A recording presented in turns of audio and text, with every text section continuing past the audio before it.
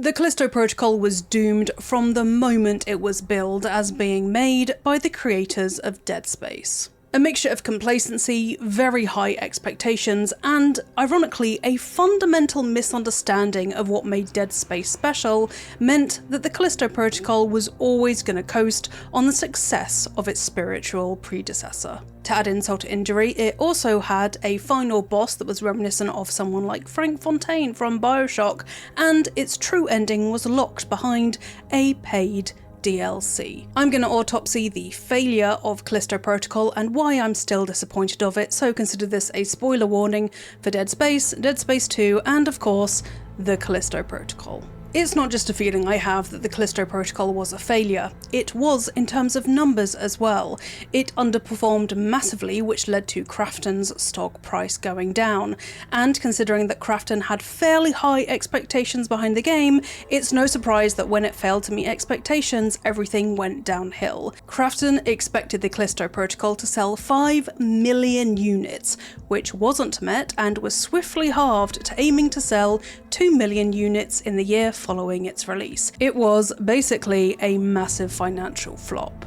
But when your budget is $160 million, unless you're working on something like GTA 6, you would think that any sensible CFO would gently imply that making that amount of money back is going to be a stretch. Just for context, Control cost $35 million to make, Black Myth Wukong $70 million to make, and even something like Baldur's Gate 3 with all of its awards, $100 million. So spending $160 million on a failure like Callisto Protocol is embarrassing to say the least. Callisto Protocol's low sales were a result of its abysmal performance on PC with noted stuttering issues and mediocre reviews from both critics and players alike. It's rated mixed on Steam out of 32,000 reviews, 7 on 10 on Metacritic across all platforms, and ultimately the 3 most painful words can be attributed to Callisto Protocol. It had potential. On paper, the Callisto Protocol had all the ingredients that made it sound like Dead Space. Not only did it come from the creators of Dead Space, but it had reanimated dead bodies, violent deaths, a protagonist who was trapped and needed to escape, a diegetic health bar, and it was intensely claustrophobic. But that kind of surface reading of Callisto Protocol is what led to its failure. Dead Space is more than these component parts, and Callisto lacked the subtlety or any kind of understanding of what made Dead Space special. So, how did the Callisto Protocol fail, and why am I still disappointed in it? Marketing, which is where I bet a lot of that $168 million budget went, as well as on Hollywood talent when you could just use a range of incredibly talented voice actors that we have in the video game industry, hinged heavily on Callisto Protocol being from the minds behind Dead Space. So, as that's the point of comparison the Callisto Protocol was shackled to when it came out, that's what I'm going to be comparing it against. Also, it's just a bad look to set expectations so high. Dead Space was critically acclaimed when it came out, and did the unexpected. Dead Space 2 was better than Dead Space, according to the critics, but also, I prefer Dead Space 2. Let me know what you think in the comments. What frustrates me so much about the Callisto Protocol is that it seemed to keep forgetting that the thing that made Dead Space special was the setting, the horror, its human element, and the world building.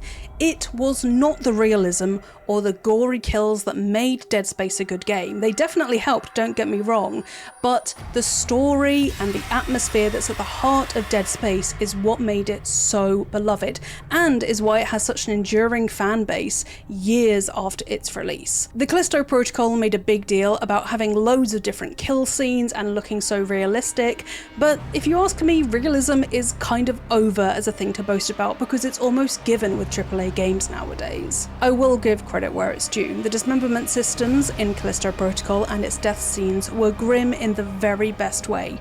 But with repetitive combat, you actually rarely see those death scenes in Callisto Protocol. Because the combat is boring and so easy to master, it's very rare that you'd actually end up on the wrong end of a biophage. This appears to be a real case of Striking Distance Studios and Glenn Schofield, the mind behind Dead Space, ironically not understanding what made Dead Space a success to begin with. So like, was that an accident? Did you not do any kind of analysis or research to figure out why Dead Space was successful? Did you just coast on your own ideas and ego, which might be me being too harsh? But did you? So with this fundamental misunderstanding of what made Dead Space special, allow me to compare Callisto Protocol and Dead Space and show you, although they may appear on the surface very similar, they are actually incredibly different. Setting the Callisto Protocol in a prison might have appeared like a good idea at first. We know that the industrial prison complex treats incarcerated people like they are subhuman, which obviously is not okay, and therefore these people are viewed as disposable, so having them tested on isn't that far of a jump for the story of the Callisto Protocol. This had the potential to be an incredibly compelling story point. What happens when the prisoners are people who haven't done any kind of non-violent crimes or are victims of prejudiced judicial systems, for instance, and the inherent injustice of them then being tested on, not to mention the fact that testing on prisoners full stop is incredibly unethical and not okay.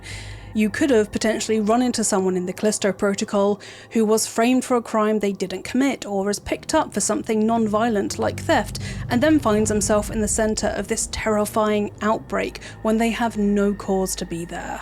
So witnessing someone who doesn't have a violent bone in their body but might have stolen something or been framed for something being experimented upon would generate a massive amount of sympathy in the player, but then if you have a serial killer being experimented upon, you're not going to get that same element of sympathy from them. The contradiction and the juxtaposition between the two different types of people, or many different types of people to be honest, who end up incarcerated, could have been an incredibly compelling story point. But of course, the Callisto Protocol didn't do any kind of reflection on the industrial prison complex in any way. Being set inside a prison meant there also wasn't really any distinction in the different kinds of atmospheres different locations would have. In Dead Space, the Ishimura and the mining colony had loads of diverse spaces. There were offices, apartments, loading bays, industrial areas, shops, hospitals, and of course, unitology churches. There were all these different spaces where you could depict horror in really different ways, and where your surroundings as the player would change. And because part of horror comes from feeling uncomfortable or out of place and therefore being unable to predict what comes next, being put in loads of different locations where you have to get to grips with it again was an incredibly effective way in Dead Space and Dead Space 2 to make sure you always felt tense, because you could never get used to the area you were found in. However, in the Callisto Protocol, you were more or less in very similar looking spaces. You were either in dirt and debris filled mining shafts and underground areas, or incredibly industrial prison sections, where you had tons of metal around you and there wasn't really any sign that people used to live there. The fundamental issue here is that what Dead Space understood is that you need some point of context to make the horror hit. When you have environments with multiple different sectors of society, you can then use different kinds of horror tropes and genres to scare the player. For example, soft factors like nurseries and schools were used loads more in Dead Space 2 because the contradiction of having innocent children and parents being affected by something as horrific as the necromorphs led to incredibly disturbing horror moments like this one.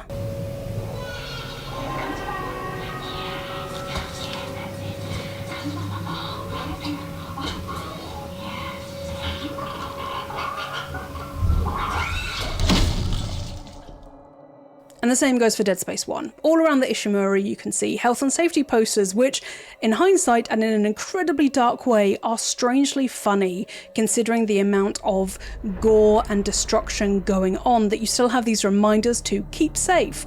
There's also elements in Dead Space, like in the mining colony, where you have really chilling depictions of unitologists making themselves ready to be turned into necrophages. You need these different types of settings in order to make the horror hit. Because if you're exposed to the same kinds of scares and horror over and over and over again, like you are in the Callisto Protocol, they're not going to be scary because you're going to get used to them. But what Dead Space understood is how to consistently take you out of your element the moment you began to get used to it.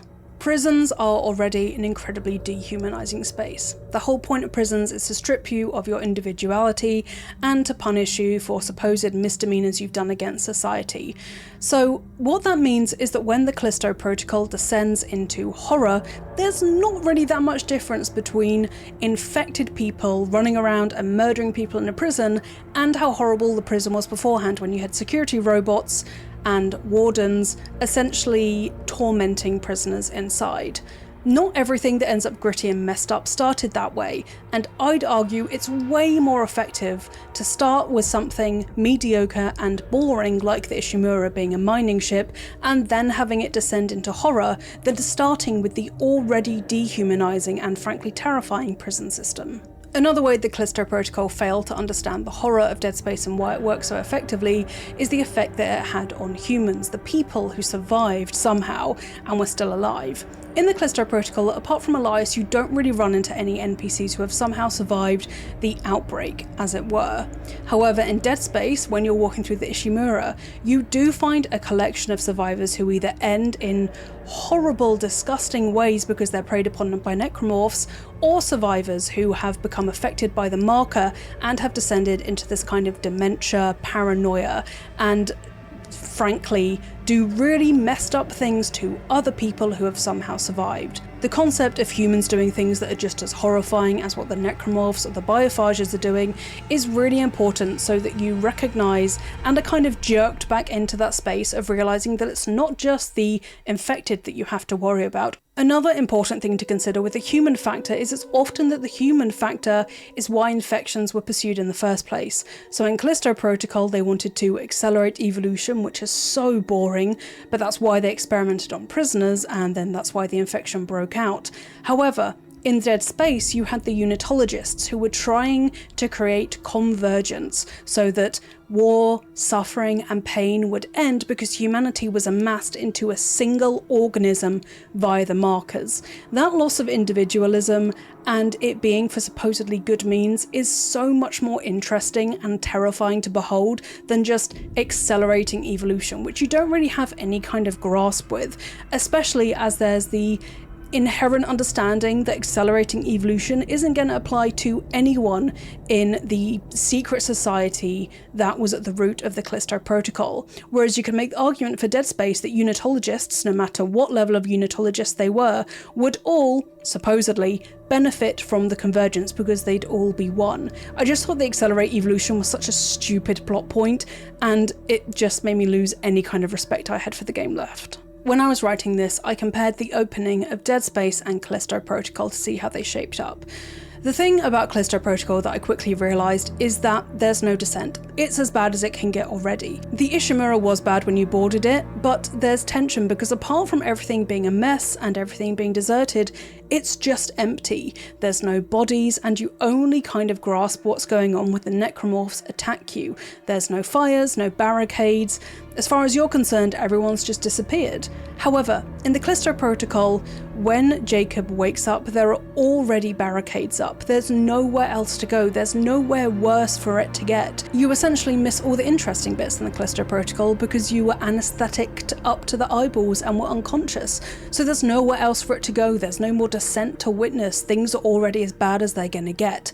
However, in Dead Space, you arrive 2 days after the necromorphs have infiltrated the colony and 1 day after they've reached the Ishimura, but what that means is that there are still survivors. There are still ways for you to see humanity being extinguished. There are still ways for things to get worse.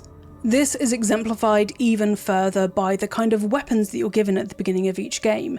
At the beginning of Dead Space, you literally cannot do anything. You can only watch as Chen gets killed and the monsters advance on your colleagues, and then you just have to run. You don't have any kind of weapon until you make it through that corridor of necromorphs trying to take you out. You are forced to flee and be prey for a second because you can't fight back. However, in the Callisto Protocol, you're immediately put in the driver's seat in terms of being able to hurt people. There's no tension, no dread, just immediate threat, no kind of anticipation of the threat, no dreading what's going to happen next. Because in the Callisto Protocol, you're immediately given a shank. You immediately have a way to defend yourself, and even though the time in Dead Space is so finite that you don't have any kind of weapon, it's still really important to make you feel that kind of vulnerability. In Callisto Protocol, when it comes to the combat, at the very beginning, after the first encounter in the tower, you have one other fight with an infected, but no enemies swarm you. Crucially, you're given time to recuperate and catch your breath. But not in Dead Space. You immediately flee and are chased. You have no, ironically, space to catch your breath. You have to keep running. In Callisto, giving you this space makes you not only take the time to get your mind back together and to cool off, but it then kind of sets the scene for what's going to happen for the rest of the game. You're not put in that space of threat when it comes to the infected. You are always given the tools to make your way out. Whereas in Dead Space, it always feels like you're just one badly timed reload away from being stabbed in the chest by any one of the varieties of necromorphs they have. Another thing that the Callisto Protocol fundamentally misunderstood when it comes to Dead Space is that Dead Space's horror was far more than just scary beings advancing on you and wanting to kill you. You heard horrific voice lines from crew members who were still alive, but dismembered and clinging on and begging to be saved. However, in Callisto Protocol, you don't meet any NPCs who stick around apart from Elias at the beginning, and because there are none of these voice lines of people who have survived and want to make it through apart from a very brief encounter with the security robot, there's no people to add weight to the setting. There's no survivors that you could save, there's no people who you could witness experiencing an end that you could also very much be going through very soon.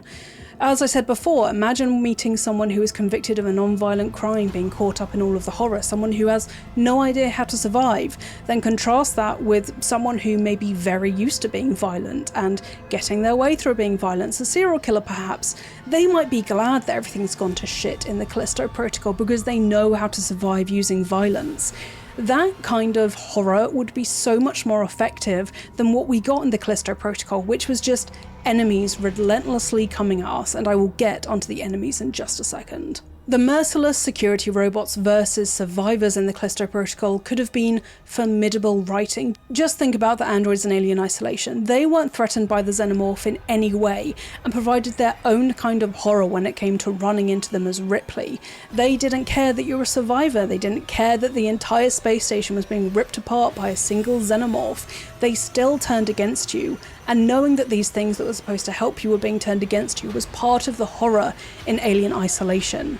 And that's doubly the case in Callisto Protocol, when the security robots have no trouble taking out infected. Imagine what it would be like if they were on your side, but they're not, and that's part of the horror of the Callisto Protocol, or part of what it could have been. The combat in the Callisto Protocol was terrible. A dismemberment system is one thing, as is the dodging/parrying mechanic that they had, but that is not enough to carry an entire game.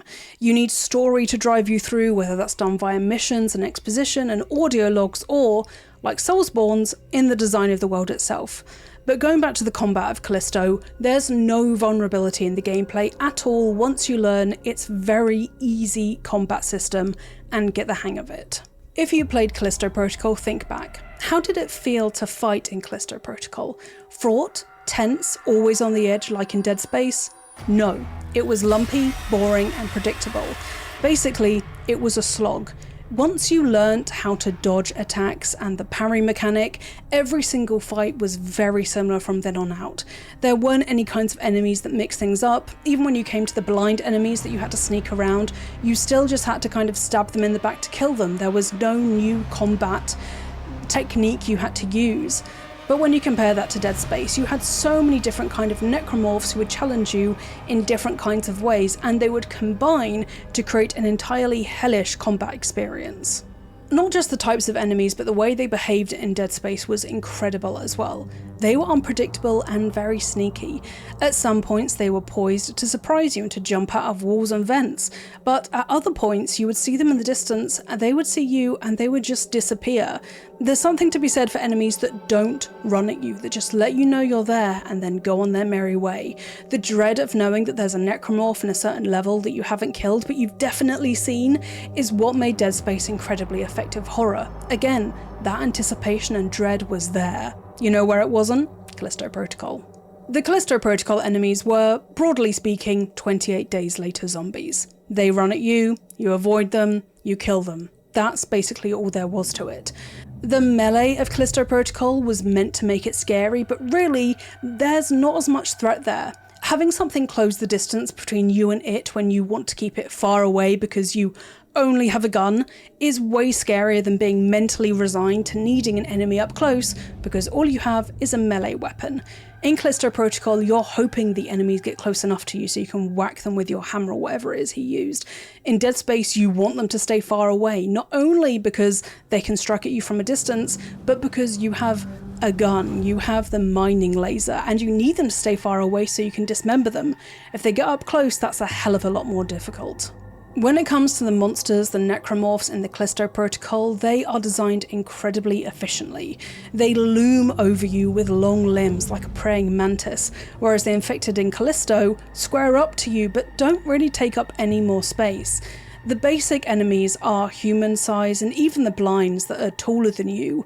Like I said, taking them out is really easy. You meet enemies that are taller than you only when they're mini-bosses, which means for the by and large of Callisto, you're fighting enemies which you are more or less on an equal footing with. But in Dead Space, you are absolutely fucked if necromorphs get close enough. I now need to talk about the narrative. Speaking as someone who loves an audio log, who loves a note, the story in Callisto Protocol was massively lacking. If you just compare the amount of audio logs in Dead Space versus Callisto Protocol, there's no competition. In Dead Space, you have 120 audio logs and 40 written ones, whereas in the Callisto Protocol, you have 47 audio logs and no written ones. Yes, it's funny to think of NPCs in horror games taking the time to write some helpful graffiti or record a note with all the audio recording equipment that everyone seems to have, but knock it or not, it builds lore, it builds story, and it builds atmosphere. Lacking something as simple as audio or written logs in Callisto Protocol really affected the experience of playing the game. The Callisto Protocol had the depth of a petri dish, with the creators forgetting that Dead Space's enduring fandom is in large part due to its lore iceberg, which I love. In horror games, you have to have quiet moments to build the world around you, to see what's been sacrificed to make all this horror happen, and to mourn it in one way or another, no matter how conscious you are of mourning that kind of world. The Callisto Protocol had an underdeveloped narrative that they sacrificed in favour of cheap scares. Again, accelerating human evolution? Please. I've already gone over how religion is a scarier thing to incentivise a necromorph outbreak than accelerating human evolution, but part of the reason why it's scarier is because of the amount of audio and written logs we got in Dead Space that explained not only how unitologists appear from the outside, but how they see the world, what they want, why they're striving for the homogenization of humanity. When it came to accelerating evolution, that was something that was thrown in fairly close to the end of the Callisto Protocol, if I'm remembering correctly. It wasn't something that was seated at the very beginning. There wasn't really given a reason for wanting to accelerate human evolution. Maybe if the warden had some kind of genetic disease and he wanted to make sure that no one ever suffered like that ever again, it would give it a little bit more weight. But just having this ominous secret society of rich people wanting to accelerate human evolution is so boring, and I feel like we're kind of desensitized to that kind of horror because honestly it feels like we're living in it right now. But either way, no matter how weak that argument is, I guarantee you that having some audio and written logs added to Callisto Protocol to flesh out that motive would have made the horror far more effective. So now that I have buried the Callisto Protocol underneath a mountain of contempt, what actually happened behind the scenes to make a game this expensive and yet still this shallow? So from what I've read, the end of the development of the Callisto Protocol was a mess, which was a warning sign as to how the game would end up. I've explained in this video how the Callisto Protocol fails to piggyback on the success of Dead Space in what I hope isn't a too condescending way, but what if I told you that piggybacking was in the history of the Dead Space franchise as a whole? The story is, according to the designers Ben Wannat and Wright Bagwell, EA had not been keen on producing original intellectual property, but the studio was pursuing an idea of making a second sequel to System Shock, the spiritual predecessor to BioShock by the way, and at the time, the vice president and general manager Glenn Schofield had been trying to get EA to let them pursue this sequel. According to Wannat and Bagwell, not only did Resident Evil 4 alter their ideas for the System Shock game, but it also helped Schofield to convince EA to let them pursue a new title, and that title became Dead Space. Right from the very beginning, although Schofield had the foresight to see that an action horror game was more than possible because of the success of Resident Evil 4, I wonder if this lack of reflection on why that was successful affected how the Callisto Protocol was developed. So even Dead Space piggybacked on the success of Resident Evil 4.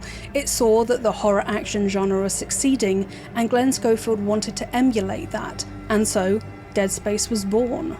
It's possible that relying on the success of previous titles is something that ended up coming to bite Striking Distance Studios in the butt. When the Callisto Protocol was announced, a lot of its marketing was around the fact that it was from the creators of Dead Space, and I wonder if this same kind of piggybacking attitude caused the creators of Callisto Protocol to be almost complacent in what they were actually producing, because they were too busy focused on the success of Dead Space, rather than why it was successful. Behind the scenes of the creation of the Callisto Protocol, there was a lot of pressure being put on Striking Distance by Krafton. Krafton had recently gone public, which put a lot of strain on the company and the board of directors, which was then passed down to Striking Distance, who were making the Callisto Protocol.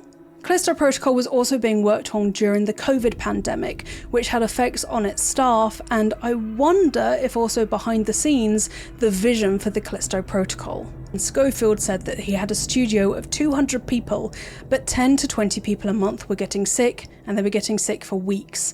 Sometimes their whole department for VFX would be out, or the whole animation department. And then on top of that, in 2021, Striking Distance had what he called the Great Resignation. It was an incredibly competitive job market for employees, which led to 49 people quitting Striking Distance Studios, leaving for salaries that were $10,000 more than what they were getting before. Schofield says, frankly, 2021 was the worst year of development of my life. Because all these staff were leaving and having to be replaced and staff were out sick, I wonder if that meant that when the Callisto Protocol was being created, there was not only obviously intense stress behind the scenes, but a disconnect between what was actually needed in the game versus what could be made with such a stretched workforce. What I've learned from the Callisto Protocol is that seeing from the makers of X in a tagline for a new game is a warning, not a celebration. It doesn't necessarily mean that the people working on the game understood what made the precursor successful in the first place. And yet, I am still disappointed in the Callisto Protocol.